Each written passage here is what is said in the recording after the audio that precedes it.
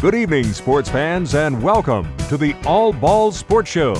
Brought to you in part by Truelove's Pizza and Grits at 1144 Riverside Drive. A discussion of any and all sports, local, regional, and national. And now, here are your hosts, Dan James, Eddie Bobo, Ty Cobb, and the coach, Vance Ballou. Thank you, Bill Jones. Welcome into the All the Ball Sports Show for this Thursday, the 13th day of December, our final show for 2018, and glad to have everybody along. And top of the show, we've got to open your Christmas gifts that Miss Amy Foster, who is my extended family younger sister. Okay. Last week, Maurice made the comment about my stress about reliever. my Panic Pete, because Panic Pete, his eyes go crazy like that. And my dog has found where Panic Pete is now too. But he made the comment about that, and hopefully he'll be with us at some point. But she was able to go out and acquire some things for you guys, so. Okay. You may go ahead and open yours, and there's a card that's involved too. So thank you very much, Amy, and you get to see what you got. Get to take them home. Oh, ain't it sweet? Boy, that's heavy. Throw that at somebody, you'd kill them. Ooh, but you could work it. There you go. There we go. Hey, that's nice. Little football. Mm-hmm. Now you don't leave them in little cradles. You actually take them out and you stress relief with that, like I do with Panic Pete from time to time. Yeah. Panic Pete was something special she gave me a couple of years ago about this time, and it was for a reason that I got Panic Pete. The reason shall not be mentioned on the All the Ball Sports Show. But so there you go. Yeah, that is. And then, well, show it to the camera so everybody sees it. So Everybody see it? Yeah. Oh yeah. Isn't that cool? Eddie and I got the same thing. Yeah. There you go. But It's open the the feet card. ball. But see, you got a card that goes with it. Yeah, fix it. Do it here. Snow globe. No, it's a card. That's what I'm going to show. Maurice asked if I could hit the stress reliever.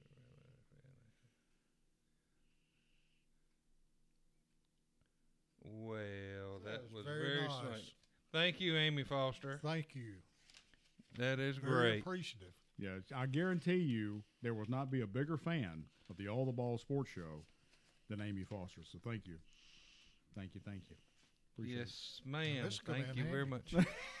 It's going to come in handy. As a matter of fact, between now and the 25th day of December. Mm-hmm. Yeah, it's a little stress reliever. Thank you, Amy. But hopefully Maurice will come in shortly. Vance is being tied up at an event, and Ty is being tied up at City Council. So maybe we'll have them in before the end of the show. Maybe not. All depends. I might get to retain ownership of it when I get it home. I don't know. In the years that I was on city council, we never tied up a fire chief during a council meeting. Well, I'm not talking about being tied up. I'm talking about being having to be there, the presence of the fire chief at City Council. As a matter of fact, this will be the final Dean Dickey's final. Yeah, be the final meeting. And Because Chaz Moeller will take over in January. Chaz will be sworn in the first meeting. Yep. And then sworn at after that. Yeah, probably. Could be right. Right after. Right after. I'm just saying, I mean, if things are what they are in this town, so just saying. Oh, man. Yeah, I really appreciate this, Amy. All right, good deal. Excellent. She's an absolute sweetheart and very thoughtful individual. Yes. Obviously. Right. And I'm proud to call her my extended family sister. I am. Yes, I am. Well, any sister of yours is a sister of mine. That's right. She's got a lot of big brothers. Emphasis on big. Well, yeah. Got an opportunity on Tuesday night to go out to Columbia Central to see Forest, Spring Hill, and Columbia wrestle. Now, I have to admit, and I'm admitting this here for the first time to everyone out there, listens to the All the Ball Sports Show. That was my first time to be at a wrestling match. Just saying, that was my first time to be there. It was interesting. It was interesting. Even had a couple of ladies, one from Spring Hill and one from Columbia, that were wrestling. Yeah. No, we didn't get to witness that part. We had to go elsewhere, but anyway, it was interesting. We watched Spring Hill and Forest participate against each other, and then we watched the bulk of the CHS Forest match. Right. And I want to tell you, Forest got a heck of a team. They got a heck of a team. They do. They come out there and they were quick, strong, So it was interesting to watch. And I'll leave it at that. As Forrest would say, that's all I have to say about that. That's all I got to say about that. Kyler Murray wins the Heisman Trophy over Tua Tagovailoa. Well, I think the last game Tua played in against Georgia hurt tripped him up. I think it hurt him quite a bit on the voting.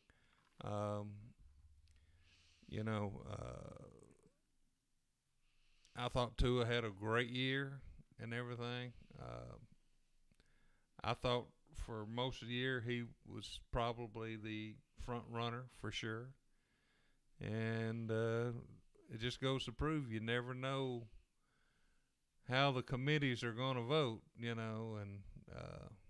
how it all comes about. I mean, I did read an article later that talked about they gave 10 instances where the person who won the Heisman shouldn't have won the Heisman, and it was pretty interesting when you start reading down through there. And just for instance, one of them mentioned Paul Hornung, who won it in 1956 whenever Johnny Majors finished second in the voting. He really has not gotten over that. No. And well, here's the thing. Notre Dame went 2-8 that year. Tennessee was undefeated until they played their bowl game, but they were, and they gave the statistics on Horning. Yes, he did play some defense, but his offensive numbers did not G-haul with what Majors' was, And so, that was one slap against the Heisman right there for sure. And I ain't even going to go into the one about Woodson beating Manning that year. I ain't even going to go into that one. But that, to me, that was the biggest injustice I ever saw as far as the Heisman Trophy goes. But I'll just leave it at that. But speaking of the Heisman, did not Derrick Henry look like a Heisman Trophy winner? Oh man, that 99-yard run he did. And still, I hear the pundits, and I hear this guy calling on 104.5 the other day, who's saying, well, he still dances in the backfield and does all this. He ran 99 yards. Well, they did. And he stiff-armed 3 guys. Yes. He did slow down and wait on them to where he could throw them down. Yes. Yes, so, he did. Come on. That last touchdown, he really did not want to do the 5th one. He wanted somebody else to take the ball in the end zone. Right. Nobody did, obviously. Right. But he acted like He'd a been professional football player. Now that first one he did do the Heisman kind of. Well, then the second one they all had their photo taken. I mean, Right. But then again, I mean, you're looking at somebody who finally stepped up and looked like a professional football player, like they're supposed to look. Right. Well, Right. when he ran in the third quarter, about a 12, 15-yarder that he ran in for a touchdown, neither one of those safeties wanted anything at all to do They with don't. him. They don't when you've want been 6'3", 250 when you've been coming thrown at to you. the ground like a rag doll, I mean, why would you? They definitely just kind of dove at his feet. Yeah. I was proud to see the Titans do that. Yeah. It was about time they step up. And what I'd say last Thursday is about time that they step up and start playing like a real Football team. Right. And they did. They finally did. Yeah. That was impressive to watch. They just don't use Derrick Henry in the right spots like they should have. They need to go back and relook at this game and say, this is how we need to use this Well, guy. and they still don't throw him enough little swing passes out of the backfield. I mean, but who am I? I'm just a armchair quarterback. But the fun thing to watch is him coming down that sideline and those eyes of his. Those eyes are huge, and he's got pay dirt in those eyes. Yeah. I'm going to get 6. Didn't nobody come close to bringing him to the ground at all. No. They just like, get off of me. Well, then he ran. I got somewhere I got to be right now. Get out of my way. Yeah, it's called the end zone. Then he ran that. What was it? 52 yards, and it was just like he outran them. Yeah. Yeah. Just boom, stepped out. Well, it reminded me of when he played at Alabama. I mean, once he hit the hole and was in the secondary, it was over. Well, he was hitting the holes. Yeah. He wasn't messing around. Well, I have in my hot little hands right here. Okay. Let's see. The SEC led all conferences with the AP first team, second team, and third team. Yeah, Alabama had, 10 players? 11. 11 players. They had 11 players. The SEC led all conferences with 11 Didn't mean to first team. shortchange them. No, they had 6. You're right, they had 6. Alabama, most selections to the AP teams was 6. 4 of those were first-team selections, including offensive lineman Jonah Williams and wide receiver Jerry Jeudy.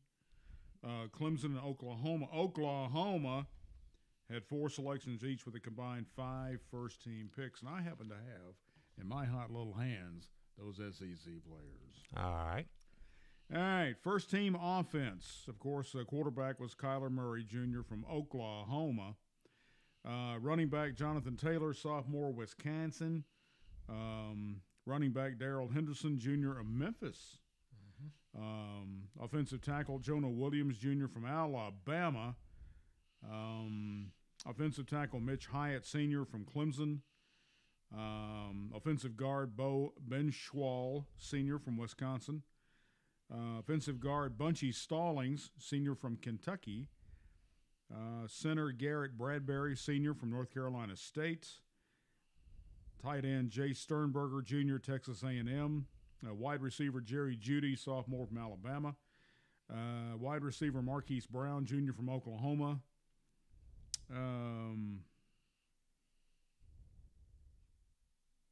Kicker Andre Schmeith, freshman from Syracuse. And punter Rondell Moore, freshman from Purdue. Okay. So that's your first-team offense. First-team defense.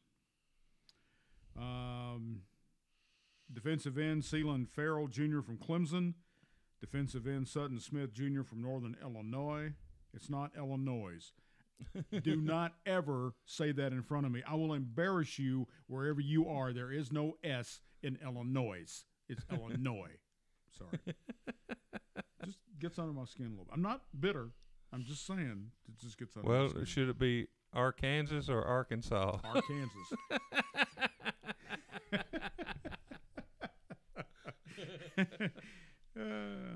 Arkansas, of course. Defensive tackle Quinnen Williams Jr. from Alabama. Defensive tackle Christian Wilkins Sr. from Clemson. Linebacker Josh Allen Sr. Kentucky. Linebacker Devin White Jr. from LSU. Linebacker Ben Burr-Kirven Sr. from Washington. Cornerback DeAndre Baker Sr. from Georgia. Cornerback Julian Love Jr. from Notre Dame. Safety Grant Delpit, sophomore from LSU. Safety Deontay Thompson Jr. from Alabama. And punter Braden Mann Jr. from Texas A&M.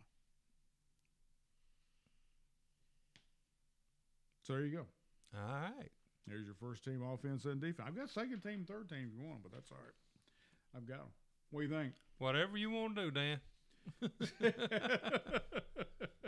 Nah, we'll just leave it at that. Although Tua did make quarterback for the second team for Alabama. Okay. So there you go. And also Ross Piersbacher, senior from Alabama. All right. So there you go. There you have it, boys and girls. The first and partial of the second team AP All-American team. We are the AP All-American team. So there you go. I thought you were going to break out into men in tights there for a minute. No. Wouldn't do that. Maryland dismissed their coach back in August. I guess it was. For some improprieties there, yeah. He has ended up being a consultant for Nick Saban. Oh, so he's taking Butch's old job. DJ Durkin was suspended in August and dismissed on October 31st after a lengthy investigation into his Maryland program revealed a culture of fear created by members of the coaching staff. He has reportedly resurfaced this week. According to AL.com, Durkin has been acting as a consultant for number 1 Alabama as the Crimson Tide begins preparation for the Orange Bowl National Semifinal against number 4 Oklahoma on December 29th. But didn't I read somewhere where Butch Jones is being considered for a coaching job on the Maryland staff? The OC from Alabama took the Maryland job. Uh-huh. And supposedly Butch is going to be the tight end coach and associate head coach. Ah, okay. Really? Yep. At Maryland? At Maryland. That means the amount Tennessee has to pay him will be even less now. Yeah. Oh, yeah. But that's okay. Yeah, that's fine. So for all you Tennessee haters out there, they've got more money to spend on somebody else. Yeah. Well, and stadium renovations that they want to do. I find it very interesting that now one of the prominent names that keeps popping up is Russ Prost. Used to be at Hoover. Uh-huh. For offensive coordinator at Tennessee? For offensive coordinator at Tennessee. Oh, yeah. Jeremy Pruitt was the defensive coordinator at Hoover when they made their major runs. So they know each other. They've worked with each other. But still, though, that's been really popping up. There's, of course, everybody coming out of their just tore up over at UT, which Coach Doug Matthews is telling everybody that the person's picked. Let's be calm. Philip and Jeremy have made their decision. And I'm sure it was a joint decision between those two because, I mean, there's no better recruiter out there than Philip Fulmer. At the time, yeah, when Philip was head coach, yeah. Yeah, but I'm talking about personnel recruiter than Philip Fulmer. Right. I think it is. It's just why are they in such a frenzy? Because if they hire an offensive coordinator right now, they've got an extra coach on the recruiting trail that will have to come off the recruiting trail. Right. But the same token is, as I heard them talking about the other day, actually the recruiters now are the head coaches. The head coach, Jeremy Pruitt. They want Jeremy Pruitt sitting in that living room talking to that potential recruit. Well, they bring the head coach in. Your assistants are the ones still doing all the grunt work. Then they bring the head coach in to seal the deal. Do the final pitch. And it's,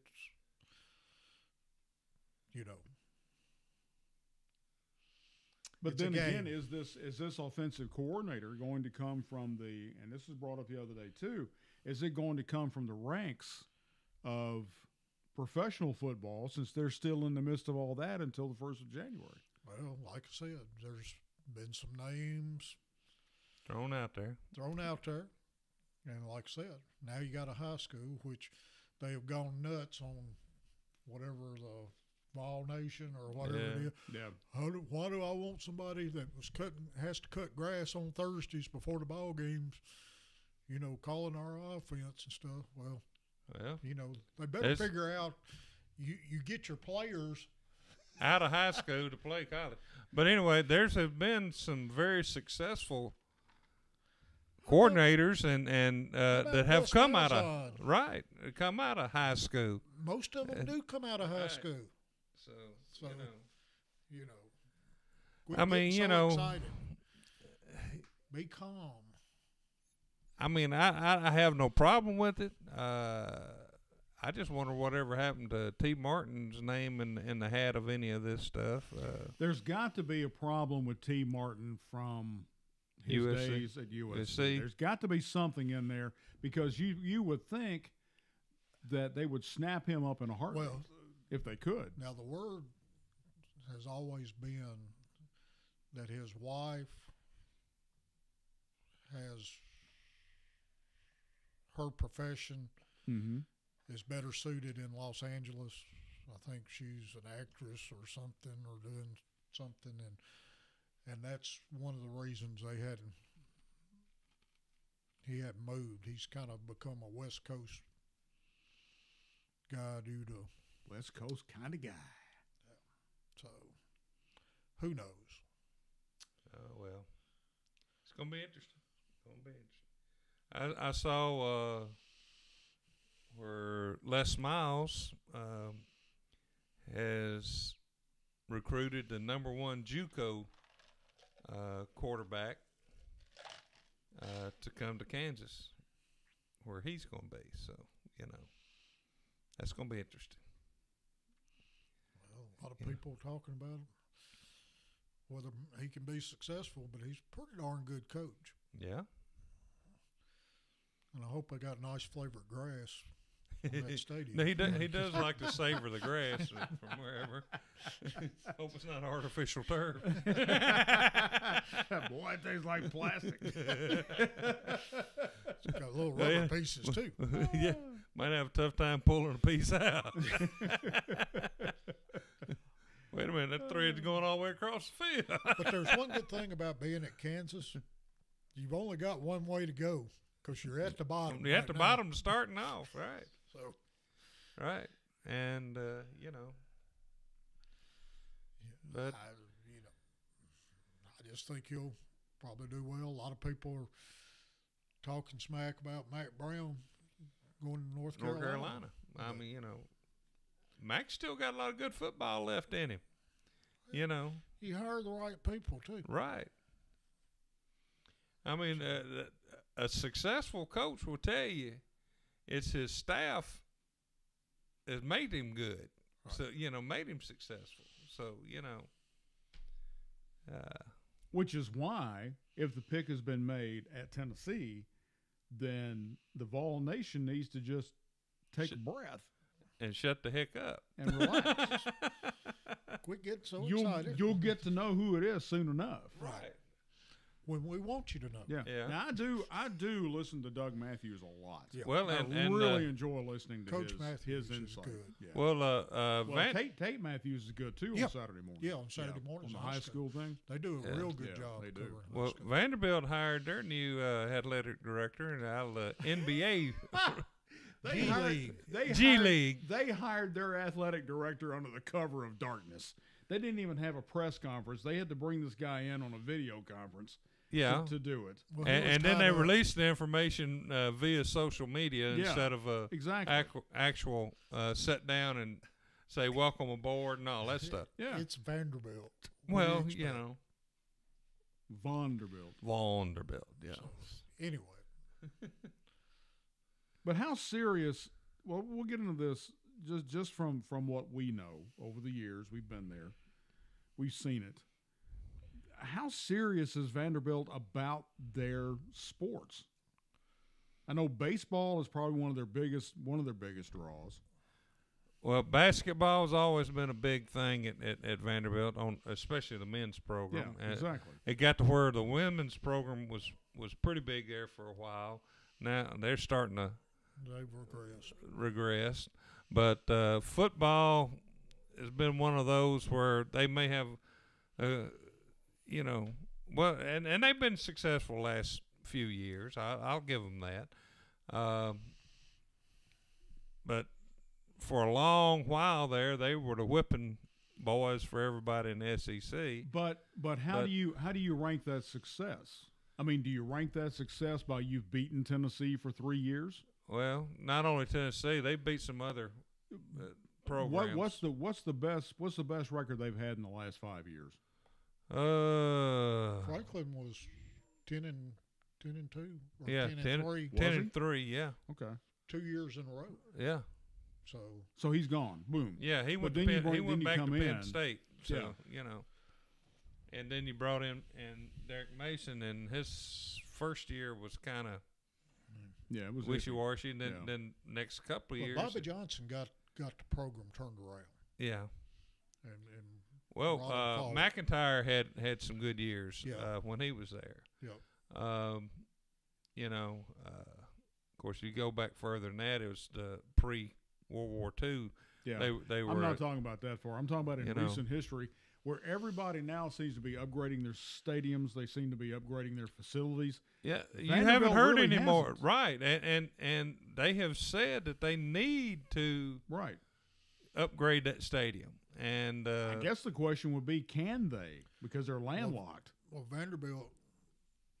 Well, they can add more seating. Vanderbilt's hierarchy will not allow athletics to approach their current donors. They can't fish in the same pond as the academic side. But that being said, with the success that they've had in their basketball and their baseball and their football programs, those donors don't necessarily fish in the same ponds. If those donors come to the athletic department, but don't go out and get them. Right. Yeah, don't approach them. Let them approach you. Let them call you. Right. I mean, just a few years ago, Vanderbilt did redo the baseball stadium. Oh yeah, it's nice. And Memorial Gym now it's been redone. Yeah, but it's still it's still different. Come on in, Maurice.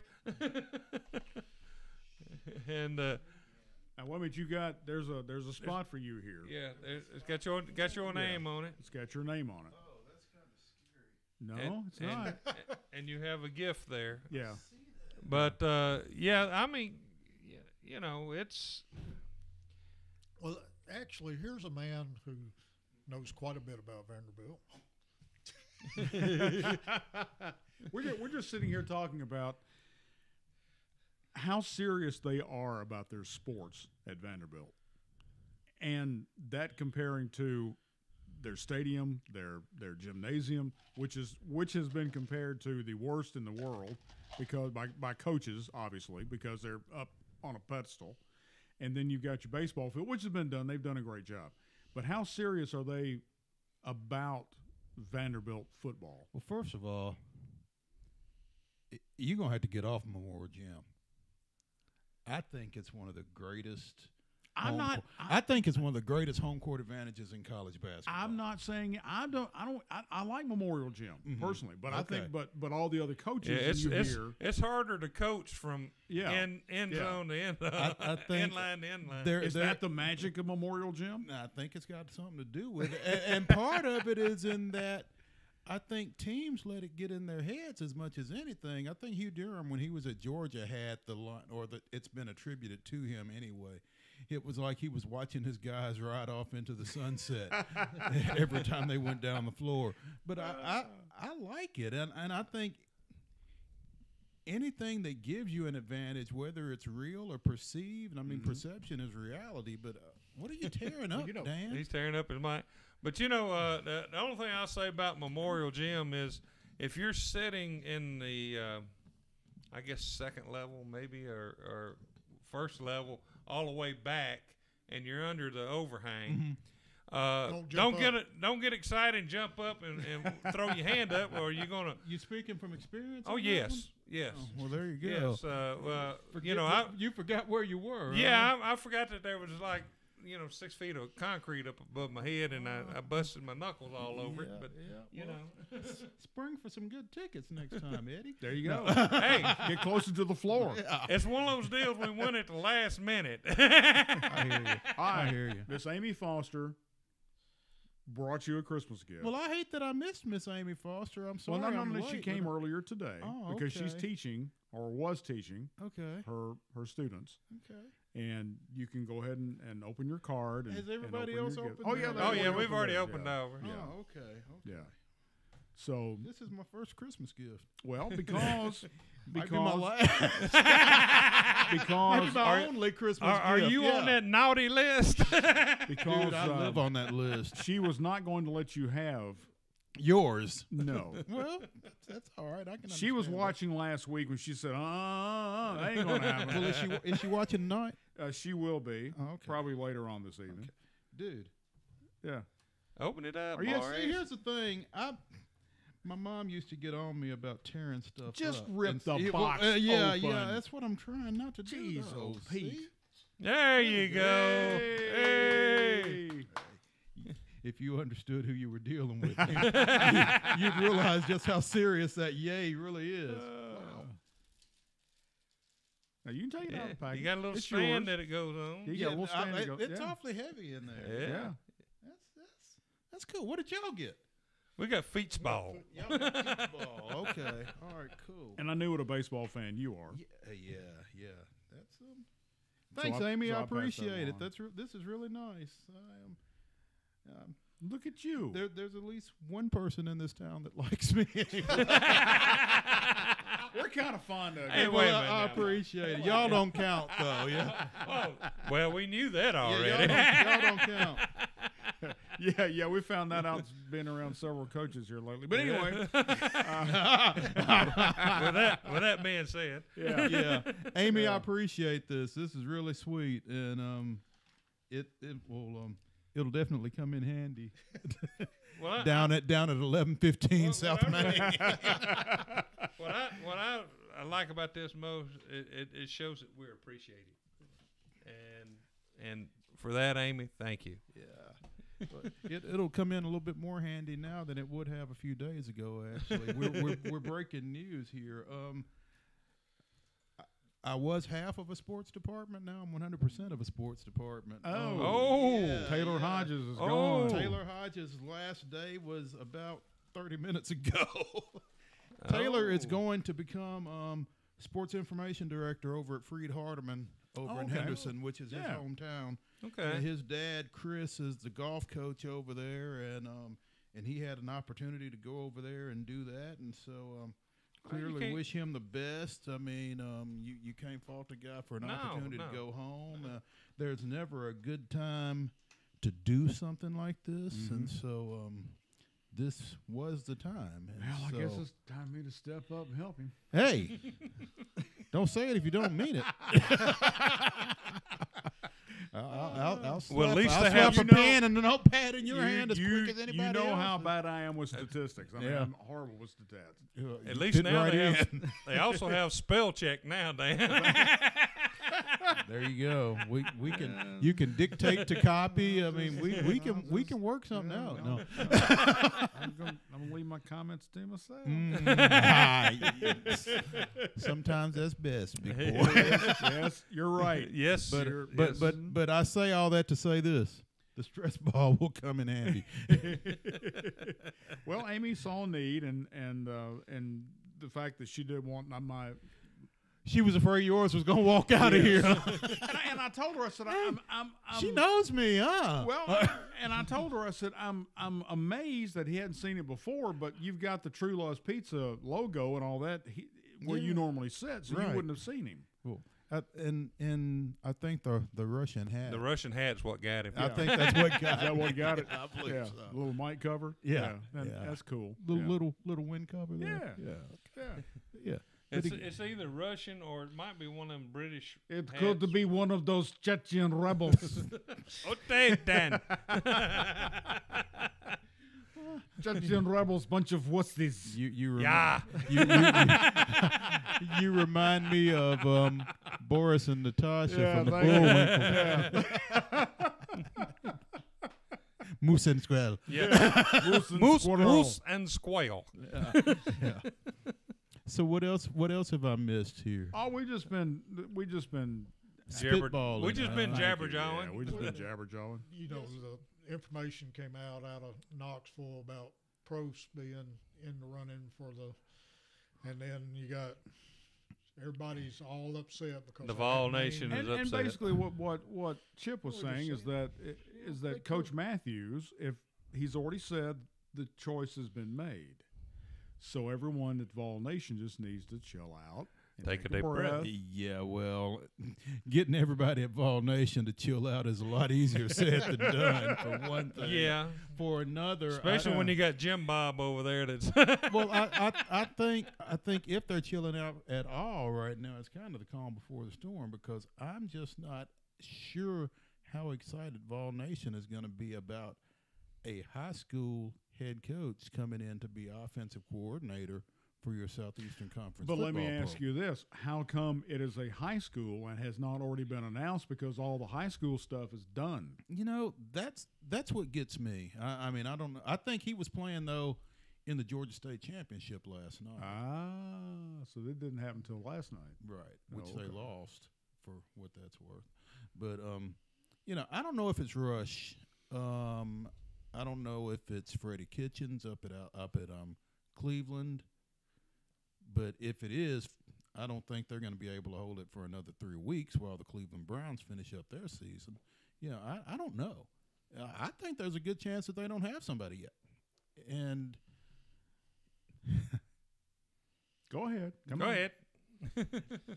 You know, take a walk on the wild side. I am actually.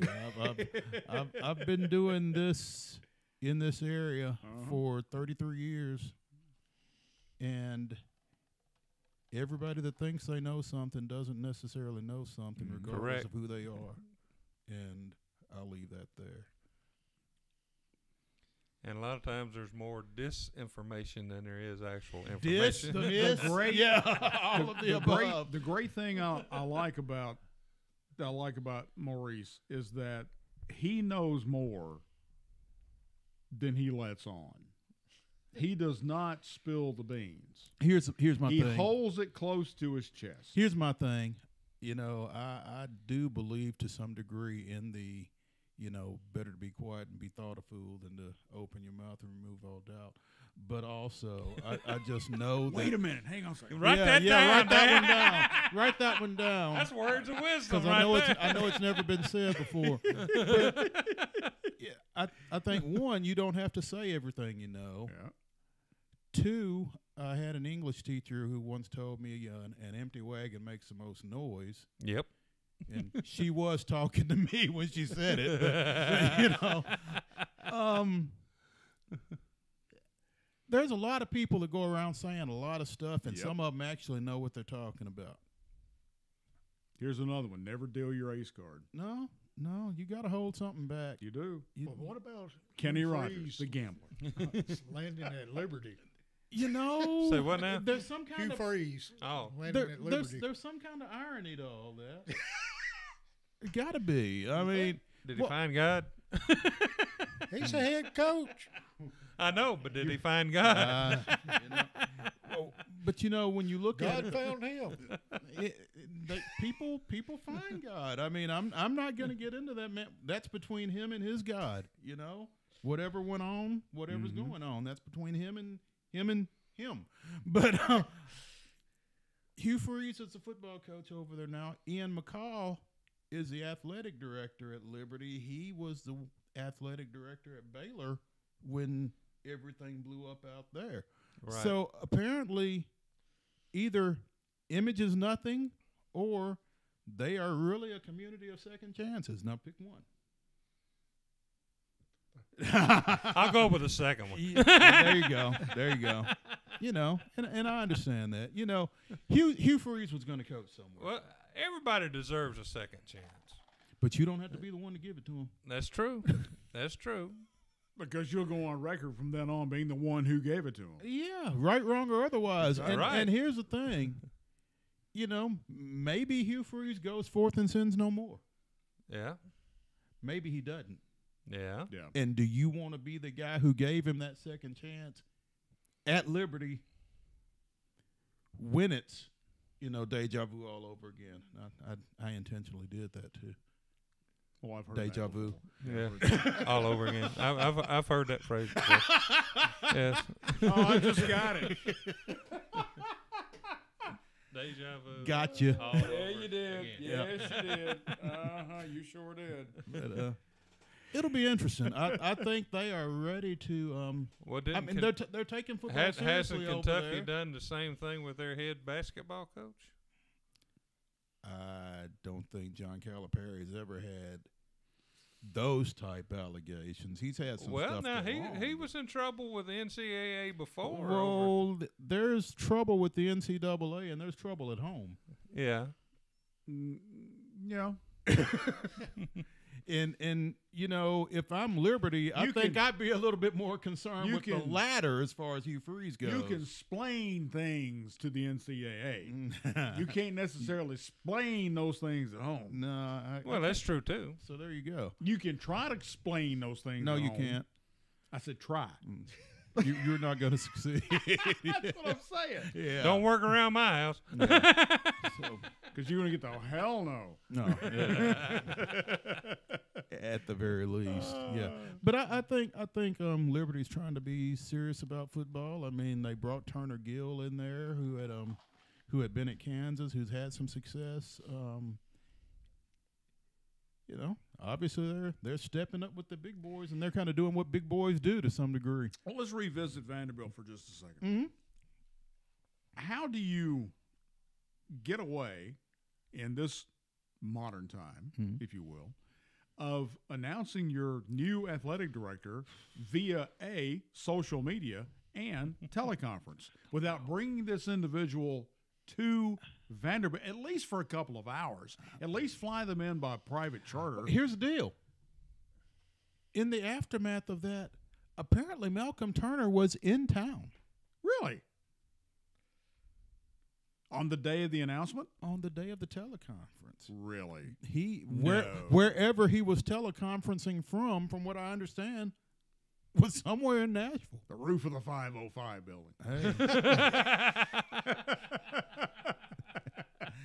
Just so I can see it all from where there I you am. go. Yeah. I mean, maybe he was watching guys walk into McGugin Center. I mean, I don't know. Wow. I don't know. I don't know if he was on campus. I don't know if he was off, but it sounds, from what I've understood since then, that he was in Nashville.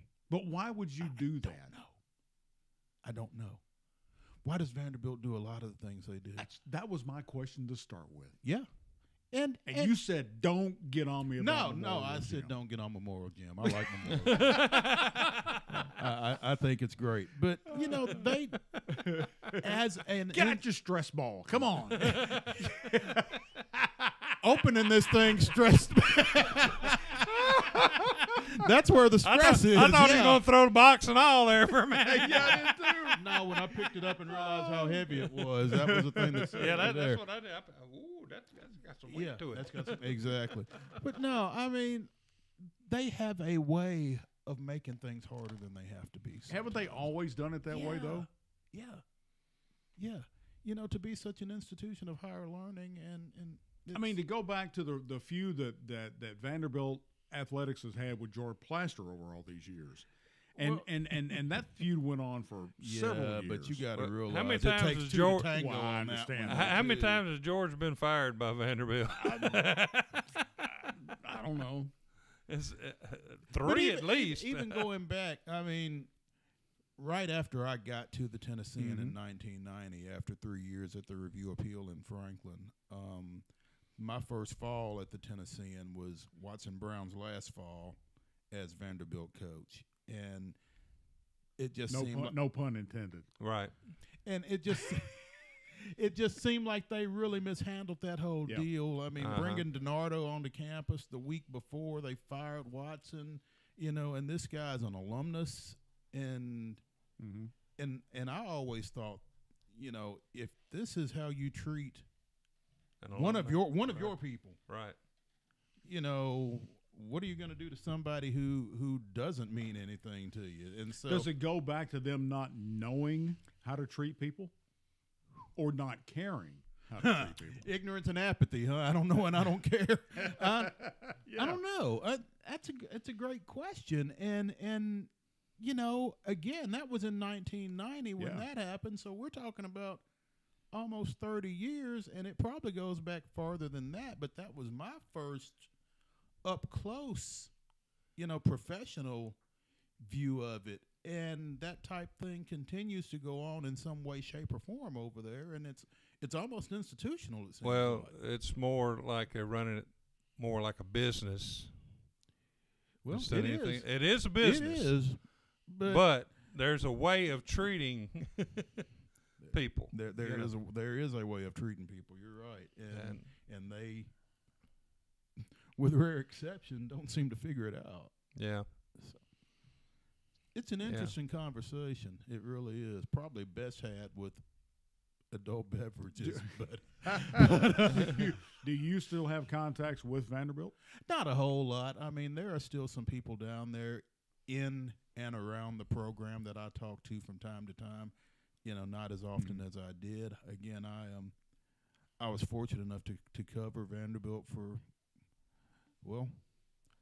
football and men's basketball for 3 years, women's basketball for a little bit longer than that. But I've had some contacts and some direct contact with the program for a pretty good period of time. But, like I said, not as much to this point. But, you see some good things.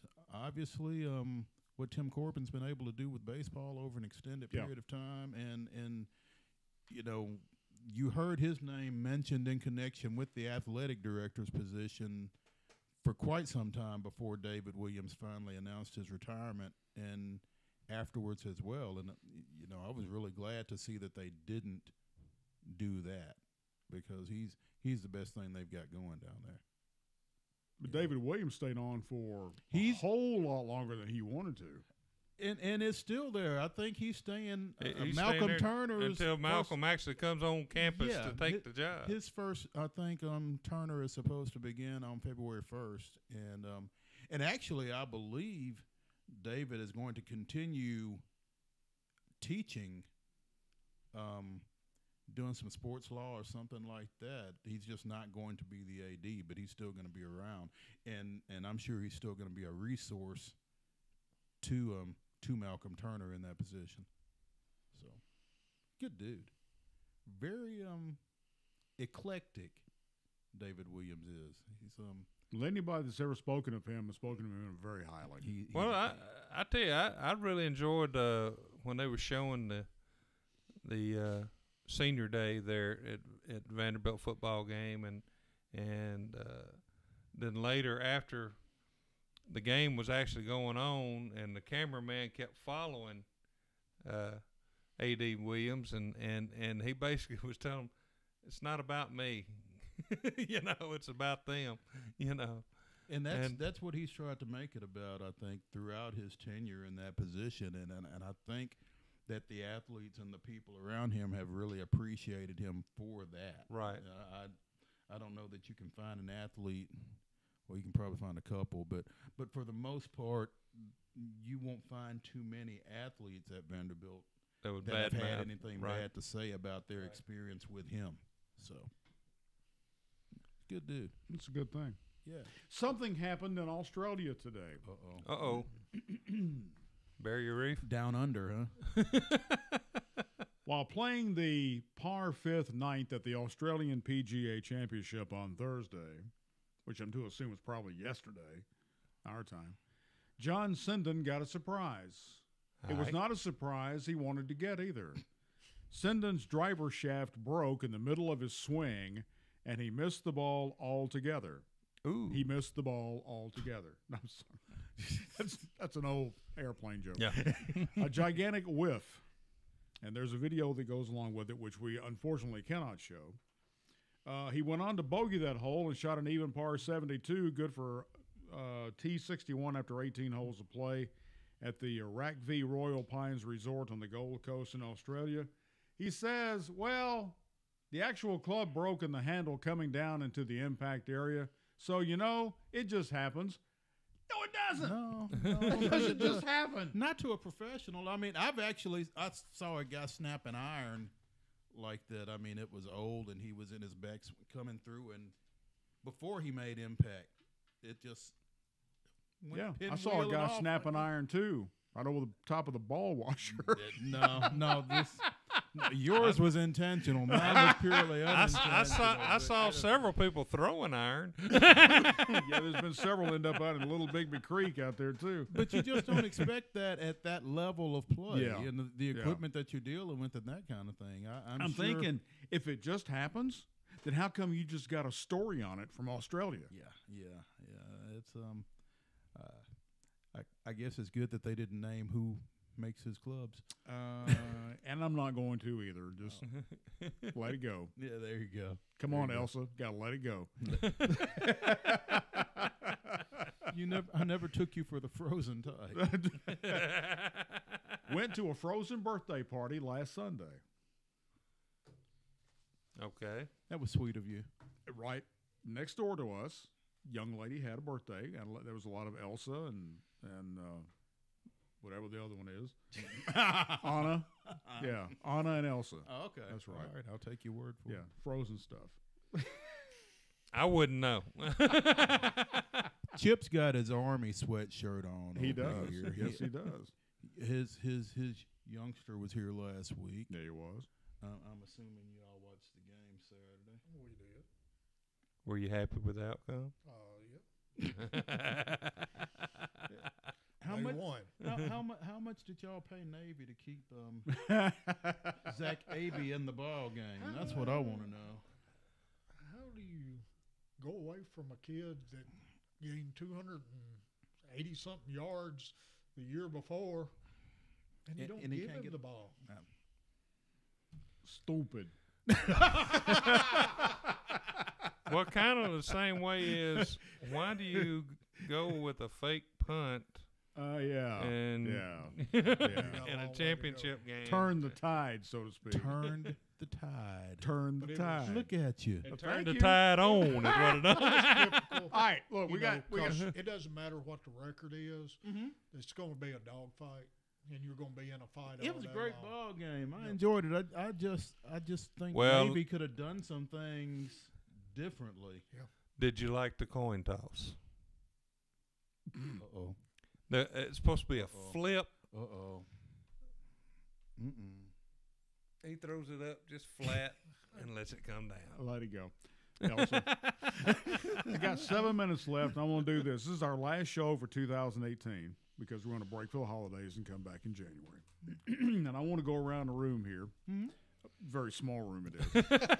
But I want to go around the room and tell me from memories of years gone by your best Christmas ever.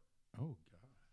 When you were Dude, a kid. that's a lot of Christmases. I know, but from when you were a kid, not in modern history when you're trying to make your children happy, but from your childhood, your youth, Ooh. best Christmas ever. Well, you go first since it's your idea. 1966. It snowed about 4 days before Christmas, and that's when I got my new sled. Best Christmas ever. However, this is one of those sleds that had the rails on the bottom. You had to get where it was icy in order for it to be a great sled. But talk about big hills, and once the guys got on those other sleds that kind of packed the snow down, this thing was beast. Absolute beast. I mean, you'd take out a tree. It'd be great. You'd be bleeding. I mean, bleeding all in the snow. It's great stuff. But it was a great time. Like 1966 was about when that happened. I think it was 12. It just turned 12. Who next? Well, mine would be from about 19 and 63, 64, somewhere around there. There's 3 of us boys in the family, and it usually worked out that the way the gifts went in our family, you'd have one gift that was for the 3 boys together. Then each one would get an individual gift. Well, the gift that we got together that particular year was a train set. Mm. And, of course, we come running in there, and the train set's already set up, and Dad gets down there. He said, "Let me show y'all how this works, boys." And he turns the switch, and he's doing all this, and we're all sitting there watching it go around and around. And one of my brothers looked at Daddy and says, "Daddy, can we play with it now?"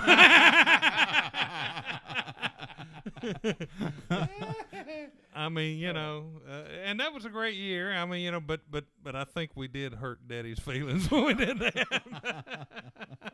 We found out what we want to get Daddy next year. There we go. His own train. Chip. I think it was 1968, right across the street, over here. I got a mini bike. Ooh. And that was pretty sharp. They surprised me. Santa Claus. Of course, we didn't have a chimney. Had to come through So the how'd front he get door. in, dude? Yeah, he had to come in the front door. Through the front door. That's the way it was in my house. We didn't have no chimney either. Neither did we. Yeah. There wasn't a house in our neighborhood that had Had it. a chimney, but he managed to get there, didn't he? Or- Sure did. Or as Bill Cosby would say, he brought it with him. The chimney? Yeah. Yeah. Yeah. I don't have one that stands out. I was 6 when my sister was born, and we had great Christmases every year. I just don't feel like there was any one that sticks out in my mind. It was just fun, watching her as much as anything, because I was enough older than her that, when she was 3, I was 9, that kind of thing, and watching her tear into stuff and that kind of thing was just really cool, and it was just the 2 of us. And then watching her play with the box more than she did the toy. Not so much, but yeah, the biggest thing, like I said, it was just the 2 of us. But then my dad's sister had 4 kids, and they lived in Chattanooga, and either they would come up or we would go down, and just the whole bunch of us just being together every year. That was just huge. Yeah.